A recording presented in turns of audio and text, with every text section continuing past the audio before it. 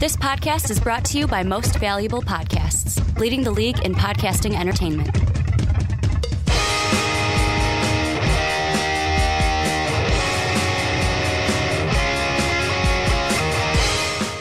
What's up, everybody? Ricky Widmer here, along with the Mark Weber. Dub them ease. It's good to have you back, buddy. Yeah, I'm proud of you. You got it right. 3 weeks. Yep. 3 weeks you haven't been here. And now Riley thought you were dead, by the way. Well, you know, many did, and that's maybe what I was going for. You don't really know. Brandon with the valiant effort filling in for, I shouldn't say valiant effort. I mean, he tried his best. That's kind of a slap in the face to Brandon. He did a great job for 3 weeks. I loved having him here, but there's nothing like having the Mark Weber and dubbing them ease back again here on the Onside Kick. This is where we talk about all your football news, all your football analysis. We dive into the best football topics of the week. This week, we're looking at the Aaron Rodgers injury. Got to get that mic stand. Got to get it. You can't let it go ringing on us, You get Mark. a little boom, and then that was it. It was great. But we're talking Aaron Rodgers injury. We're going to look at the Jets. Can they be a playoff team? And then we're going to look at my Minnesota Vikings and ask the question of, should Teddy Bridgewater play this season before making our Week 7 picks? And Mark, first thing I want to dive into with the Aaron Rodgers injury, of course, we're going to look into how does this injury affect the NFC playoff picture moving forward. But the thing I want to focus on first is the Packers. What does this do for the Green Bay Packers? Because right now, I'm just assuming that A-Rod done for the year. Well, I think that's pretty safe. They said kind of a minimum of 8 weeks. I don't think this is going to... At this point, 8 weeks is pretty much the rest of the season. Yeah, I don't think this is going to be another, he comes back for the playoffs and then miraculously and leads I think them. that there's a little bit of the wait-and-see method being employed in Green Bay of, well, if we're almost there and he's ready at Week 14, yes, we're going to play him. Mm-hmm. If, Brett Hundley didn't mess it all up, if the, defense is solid, for me, I don't necessarily think he's going to be ready. That is quite the injury. Mm-hmm. And if I'm remembering right, it's on his right shoulder. Yeah. So that's a lot different than the last time he broke a collarbone when it was on his left shoulder. So that's definitely pretty detrimental. And he's 33 now, so he's a little up there in age. I'm not saying that he needs to call it quits or anything like that, but it's going to be a little harder for your body to bounce back like that. So I don't know. For me, for Green Bay, I'm assuming Rodgers is done. Sure, Brett Hundley will be fine. I don't necessarily know if he's going to pull off some Matt Flynn-like numbers when he comes out there. He's not going to score 7 touchdowns against the Lions? No, I think it was only 6. But let's not go too crazy with 7 touchdowns. We're not going to go Nick Foles, Peyton Manning. No, we're not at that level. So I think he'll be fine, and he's got Jordy Nelson, he's got Adams and Cobb, even Allison's been looking good, but and of course you can't forget about Martellus Bennett. I almost did, but the Black Unicorn.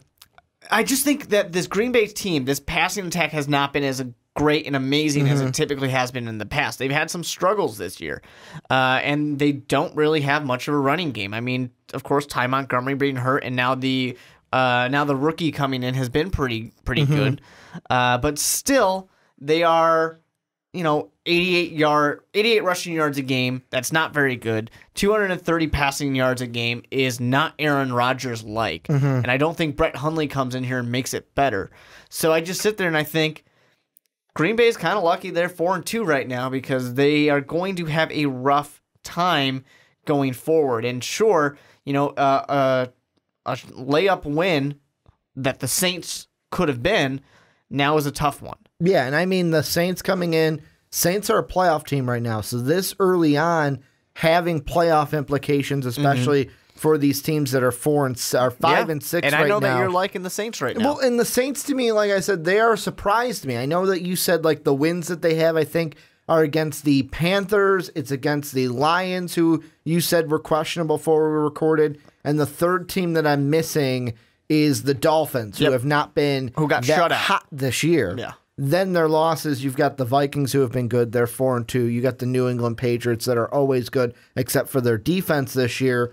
They're a team that I'm surprised they're 3-2, no matter how easy you can say their 3 wins are with the team. I don't want to say they're super easy, but I mean, I don't want to give I don't want to jump on the bandwagon of the Saints, is what I'm saying. The big question with the Packers and how it's going to affect them and how it affects the playoff races, it starts at the quarterback position. And Brett Hundley, they are sticking with him being the guy.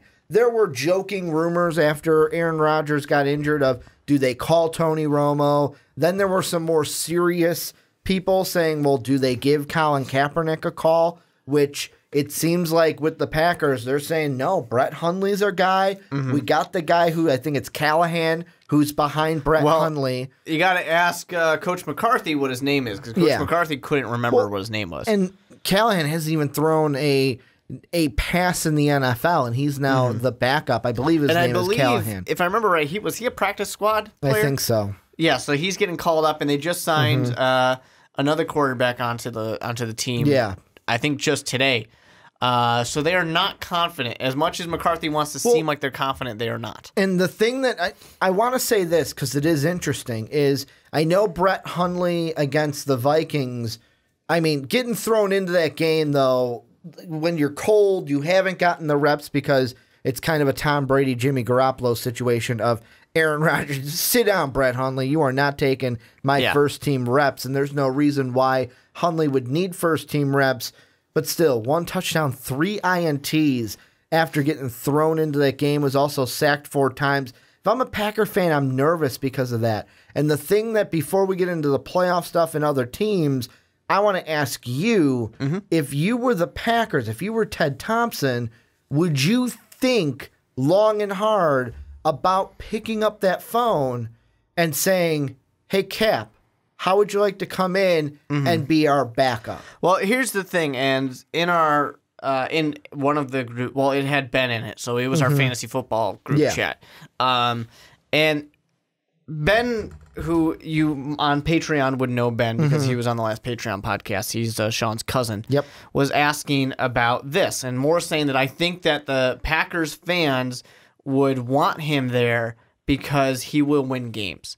He is going to help them and they care about football. But I feel like anybody who actually understands the culture, hates Colin Kaepernick. Yeah, anyone who understands the culture of Wisconsin, which is a very blue collar state, are going to know the fact that they love their military and they want and they view the kneeling not in the way that Colin Kaepernick is intending it to be, not the way that players are intending it to be. They view it as the way that Donald Trump is saying it is a disrespectful act towards the military. Which, not that part, but the part that it's their Packer fans in Wisconsin. Didn't Colin Kaepernick grow up a Packer fan? He did. He grew up a Packer fan. Wasn't it the funny irony that Aaron Rodgers grew up a 49er fan and then Colin Kaepernick grew up a Packer fan and they played for each other's favorite team? And the fun part of it was that for Colin Kaepernick that he got to continually beat his old favorite team. Yeah. And Aaron Rodgers got to continually be beat by his old favorite team. Yeah, it's great. That's the part of me that's like, wow, that's ironic that not even your favorite team, the team that I would assume, it's like, man, if I could play for one team, if I could just play for one team. The big thing right now is that, I mean, it's been so long since Colin Kaepernick's been playing, and sure, you could say the same thing about people trying to get him to go get Tony Romo. But I just think that culturally, they are not going to let that happen in Green Bay. There's no way in hell they're going to let that happen if you understand who the people of Green Bay are and who the state of Wisconsin is. And sure, there's going to be someone who in the comment section probably says, yeah, but they vote blue every now and then. They didn't this past year. Yeah, they didn't this past election. The majority of the time they're red. Yeah. I mean, just look at the collective bargaining stuff that happened. We've all probably forgotten by that by now. They are going to agree with the conservative view of this protest, and that is why they are no way in hell going to go out and get Colin Kaepernick. And they don't have to go out and get Colin Kaepernick. The other thing that needs to be said with Colin right now is the fact that he put out that lawsuit now where he is suing to say that there's collusion within the league, within the NFL, to keep him out of the NFL. The Packers aren't going to then turn around. Ted Thompson, one of the head honchos, essentially, a GM who's extremely well respected, is not going to then go and say, we'll sign the guy that's suing the league. You know what's honestly really, really funny? What? I just pulled up the voting history for Wisconsin. Since 1980, only 3 times have they been Republican. From 88 to 2012, it was Democrat every single time. Mm-hmm. So, I mean, that I find that funny to where it's like, hey, you know, we're all about the military, we're all about this, we're talking about, oh, they're usually red. And for a stretch of time, they were mainly blue. Well, I mean, you got to think of, and we're not going to get super political here, but you got to think about the fact that it's a very, like I said, it's a very blue-collar state. Mm-hmm. They're going to support unions. You know, they're going to vote for a lot of that. Mm-hmm. But things actively change. In this last election, they did go red, and I think that's important to think about when we're thinking about the culture they are that's right now. Exactly, the culture that's there right now and the way that this whole protest has been framed. Although, especially now with the Colin Kaepernick thing of the suing the league. Is he suing the? He's suing the owners for collusion. You were not paying attention to what I was saying. That's literally what I was talking about. Well, he's suing the owners for collusion. That's what he's doing. And like I said, and Ted Thompson's not going to then, as GM, one of, like I said, well-respected GMs in the NFL, is not going to then go ahead and say, we'll sign the guy suing the league. Well, and plus the Packers are the only team in the NFL to where they are, publicly owned? Yep. They don't have a true owner like the rest of the teams. And that's actually a great point for why I think that they will stick with Brett Hundley because, you know, it's not a situation where, you know, Virginia McCaskey is going to come down or Ted Phillips is going to come over and say, we need a better quarterback. Yeah, and say, I am fucking pissed. Get me a goddamn quarterback. And they went and they got Mike Glennon and Mitch Trubisky. This is not a situation where, you know, Jerry Jones comes in here and says, you know what? I do believe in Dak Prescott, even though he really dragged his feet on that. We're going to replace Tony Romo right now. And that's what I wanted to get at with Brett Hundley, is the point that I heard Donovan McNabb say it, is I was listening to First Take on Monday right after the injury, and Stephen A. and Max Kellerman were all, woe is me, oh my God, Aaron Rodgers is dead, what's going on, the state of the league and the state of the Packers. The league will be okay. And Donovan McNabb is like, first off, when they got through the bullshit of, is it a dirty hit, which it's not, by Anthony Barr, it's not a dirty hit, he even said, he's like, last year, we all thought Cowboys are dead, they got a fourth round quarterback coming in, Dak Prescott proved us all wrong. He's like, let the kid show us what he's got. Let Brett Hundley show us what he's got. He's been in the system a couple of years. Let's see what he's got going. And getting into, breaking away a little bit, going into the playoff race. But one thing I want to say really quickly before we get there, we got to remember who Ted Thompson is.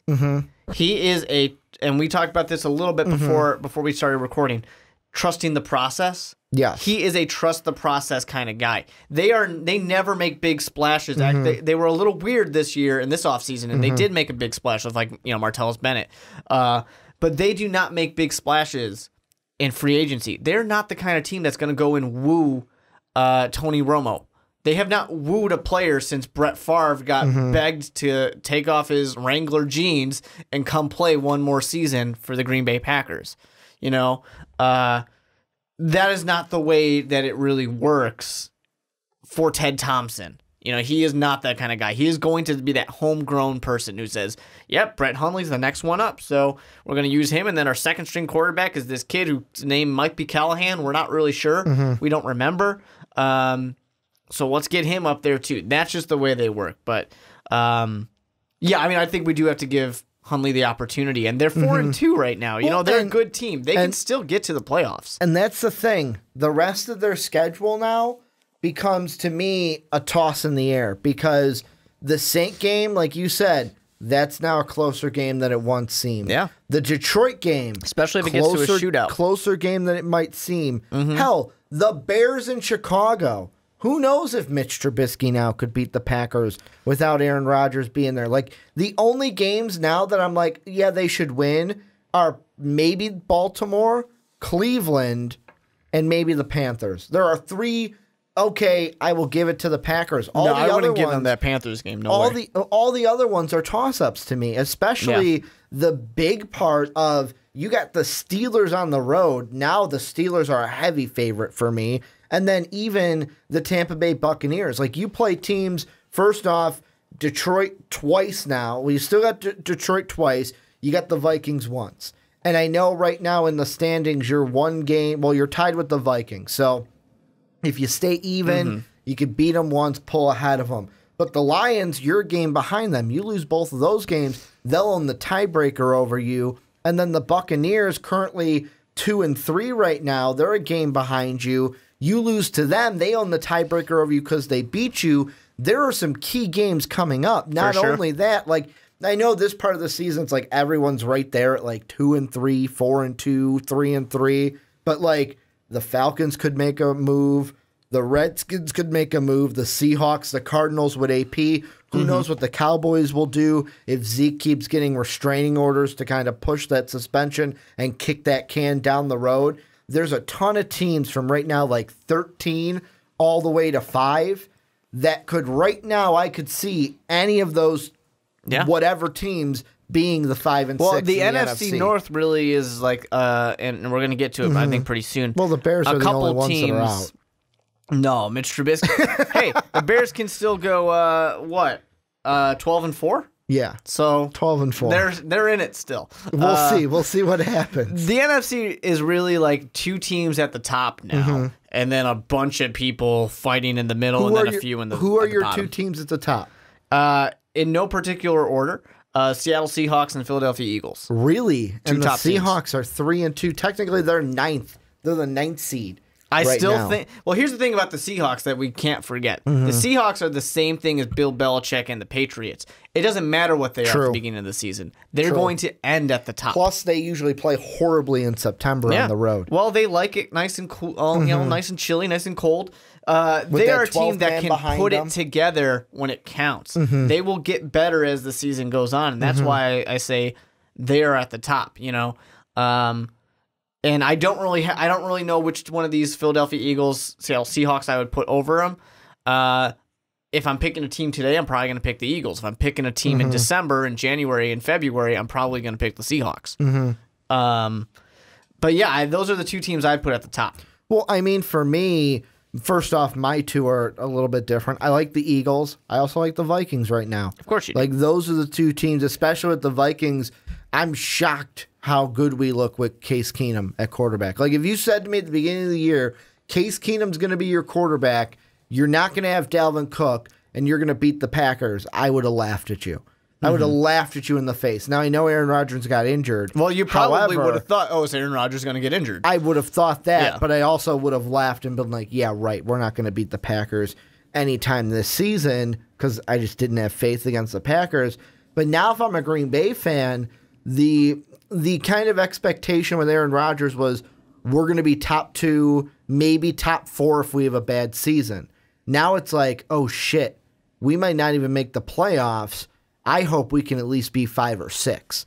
I hope that we can at least be a wild card team at this point. And the big thing I would think is holding off the Detroit Lions. Start with the division first because everything else, the only teams that you play that might be fighting for that spot is the Tampa Bay Buccaneers. And who knows what kind of a Tampa Bay team you're going to see. A team that we saw earlier in the year playing, they were really strong, or a team that we saw go up against the Adrian Peterson Cardinals and they go ahead and get demolished. Are you going to see Bears Bucks or are you going to see Cardinals Bucks? And that's the big question, especially if Picks Fitz starts throwing. Fitz magic and those pick sixes start coming back. I think when we're looking at the playoff picture, I think the first thing we should do is we got to talk about if it all ended today, who's in the playoffs. And the way that's going to work for everybody at home, Philadelphia Eagles on number 1 seed. Your Minnesota Vikings are number 2. Go Vikes. The Carolina Panthers are holding number 3. At 4, surprising the world, the Los Angeles Rams. Number 5 is the Green Bay Packers. And then number 6 is the New Orleans Saints, the only 3-2 team in this bunch. Everybody else is 4-2, and the Eagles are 5-1. So that's the playoffs right there. If you want to go down, you got the Atlanta Falcons, you got the Redskins, you got the Seahawks, you got the Lions, and I think we can call it quits there. And the Rams are interesting to me because what I'm kind of seeing now, especially because of the Aaron Rodgers injury, is I could totally see the Seahawks and the Rams fighting it out and both of them getting in. both of them getting into the playoffs, like one winning the division, obviously, and then the other being 5-6. Well, I actually like the Rams and what they've got going on a lot, which amazes me. And this is the first time we're talking about an old topic that Mark didn't get to talk about in these last 3 weeks. I'm a big fan of what the Rams are doing. I mean, they have the #1 scoring offense in the NFL. And their defense, of course, is letting up a little bit too many points, but that's okay. I believe their defense is also, I believe they have like 4 or 5 players with more than 2 or more sacks. Only team in the league to have that. Yeah, I mean, it's interesting how this is a team that is kind of, it's weird. They're kind of built like they can do shootouts, but they also have one of the, and I don't remember if he is #1, tied for #1, but Todd Gurley at the top. Of rushing. Of the rushing stats? Exactly. So, I mean, Todd Gurley's been amazing this year. Funny thing is, LA's got another one in Melvin Gordon who's been great, too. He's 4 right now. So he's up there. I was giving him a little too much rushing credit. yards in order are Kareem Hunt #1, Fournette #2, Bell #3, Gurley #4. So I was giving him a little too much credit, but he's right up there at the top. And he's been doing great. Jared Goff has been looking amazing compared to what we had seen last year when everybody wanted to say he was a bust. He's got a head coach. He's got a head coach, and he had time. He had time to actually learn something. And if they can keep building off of the play action, this is a team that's going to be just so deadly. And they are also the kind of team that can, be the trap game. I mean, when you look at games coming up, of course, they're going to play the Cardinals, who were not 100% sure about how much better they're going to get with Adrian Peterson, but they get to play the Giants pretty soon. They're going to go ahead and play the 49ers at the end of the season. That's really the next easy game.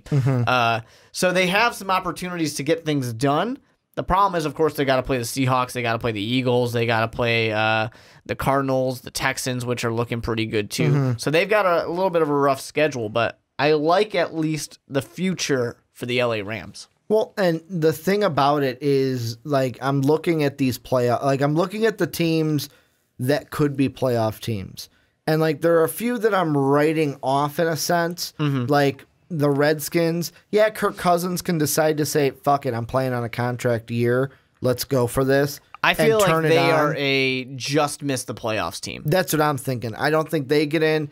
The Falcons are an interesting one to me because, Matt Ryan overachieved last year, back down to earth this year. Well, it's not even that he's back down to earth. He is underachieving this year. He is not playing at Matt Ryan potential. I'm thinking they maybe miss the playoffs as well. Seahawks, I think, will be in it because, like you said, the Seahawks are like that Bill Belichick style to where it's like they know what they are. They tweak things from week to week. They're a tweak the process, not a trust the process. And they're only 3-2. It's not like they've lost 5 games. I think the Lions are going to come up, and the Lions and the Vikings will fight it out for the division. Packers will be trying to fight the Lions just to be in the playoffs.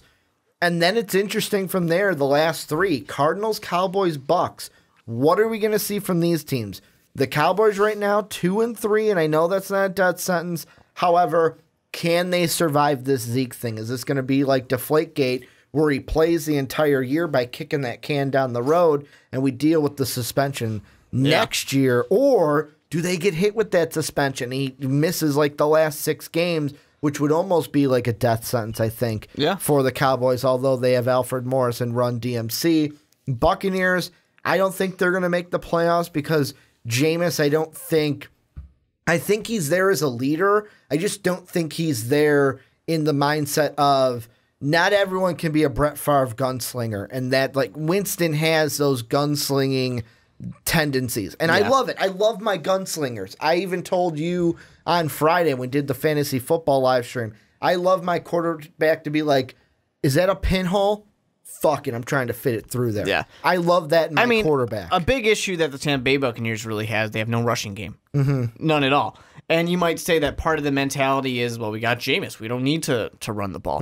But you do. You need some kind of balance. I mean, you've got the second most passing yards in the NFL, almost 300, and third fewest rushing yards. You can't have that much of an imbalance on your team and expect things to go that well. It's just not going to work. So, yeah, I would write off the Tampa Bay Buccaneers. As it stands right now, I'd be willing to write them out of the playoffs as well. Obviously, don't jump at me in the comment section. I'm saying as it stands right now, if they continue to have the third to worst running game in the NFL, of course they're not going to make the playoffs. That's simple. If their defense is going to continue to give up more points than the offense scores, John Madden says they're not going to make the damn playoffs. You don't win like that. But then there's that last team I look at, the Arizona Cardinals. And the only reason why I have them in, what they showed this past week, is that going to be for real with AP? Is it not?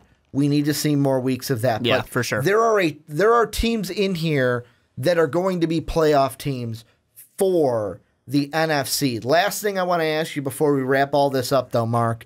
Give me your prediction. With Brett Hundley at the helm. Yeah. Part 1. Do the Packers make the playoffs? Number 2, if not, who are your 5 and 6 seed in the NFC as of right now? I'll give you everything here. So Brett Hundley and the Packers do not make the playoffs. I think that do you have a record? I do. I think that they're an 8-8 team. Okay. With Brett Hundley, I think he can get them to win some games. So you think they'll go 4 and 6 the rest of the way? I do. I think he can get them to win some games. I don't think he'll be amazing. I think that the Packers really need a lot of the rest of the team to step up to get there. So, and I also will add that I don't think Aaron Rodgers plays the rest of the season. I think he is going to be hurt. I think there's a good chance they will be a little further out of the playoffs, and they will probably just say, you know what, let's not try and rush him in if possible. Like I said, I do think that the Seattle Seahawks and the Philadelphia Eagles are the top 2 seeds in the NFL. I don't know if I necessarily have a way to decide right now which one I think is 1 and 2, so I'm not going to bother with that. I do think that I'm not sure if the Vikings or the Lions win the NFC North. I'm leaning towards the Lions only because of the injury issues, but it doesn't seem like the injury issues for the Vikings are really phasing them that much. Yeah, especially I thought we'd lose Dalvin Cook and that'd be it. Yeah, I thought so too. I thought Dalvin Cook's done, we're done. And Sam Bradford's basically done. But Jerick McKinnon's been like, fuck it, I've got this. Like, I got this, guys. Leave it to me. And then, with Teddy Bridgewater coming back, which we'll talk about, we'll see how that goes. Well, it's if he comes back officially this season or if they decide to just say, we're just going to push it to next year. Yeah, totally possible. So I'm going to... If Zeke can manage to avoid the suspension, kick that can down the road, I think that they can sneak into the 6th seed. Okay. I think that they can. I'm going to go off the assumption right now that the Cowboys managed to pull it off. They're going to be there. Like I said, Minnesota and the Lions are both in there. Right now, I would give probably Carolina Panthers the edge in their division. I'm going to stick with that. I like what I'm seeing out of them. Seems like we got Cam back to what he should be. And did I just list 6 teams or did I list 5 teams? I think you listed 5. Maybe I had 6? the Eagles. I had the Seahawks. I had 2 from the NFC North, the Panthers, and the Cowboys. So I had the Rams get bumped out. Don't ask me how this is going to work, but I'm giving you my simple answer. First off, Brett Hundley. I think the Packers finished 7-9. I only got them winning 3 games the rest of the year. I think that some of those games where it's like, oh, those would be wins with Aaron Rodgers, now become losses with Brett Hundley. The 2 teams that I think will be 5 and 6. Here's my rundown of the entire playoffs. Eagles are the top seed in the NFC. Vikings are number 2. Rams will be 3. I'll have somebody from the South, whether it's Panthers, Saints, or Falcons. Name your team. I don't care who it is. And then 5 and 6 will be Seahawks, Cardinals. We're going to have 3 teams. 3 teams. From the NFC West in the playoff this year. I can't believe that. 3 teams. We're going to have the Rams win it all, Seahawks at 5, Cardinals at 6. My problem for the Rams, like I said, I really like what they're doing right now. I like the potential, I like the future. I just feel like a young team will do something to mess it up. They will do something to get themselves out of the playoffs, where a team like the Seahawks will do something to get their way into the playoffs. Same thing with like a veteran team for the most part in the Minnesota Vikings or the Detroit Lions can get their way into the playoffs. I think that can be a team that really bumps the Rams out. Well, and this is where we're going to turn it on to you guys. You guys let us know, 1, what do you think of the Packers the rest of the way with Brett Hundley being the guy? If he's the guy the rest of the year, how many games do you think the Packers are going to win? Also, give us your playoff seeding 1 through 6. How do you think it's going to end up after the Aaron Rodgers injury, especially with Brett Hundley starting for the Packers. Now, let us know what you guys think down below in the comment section.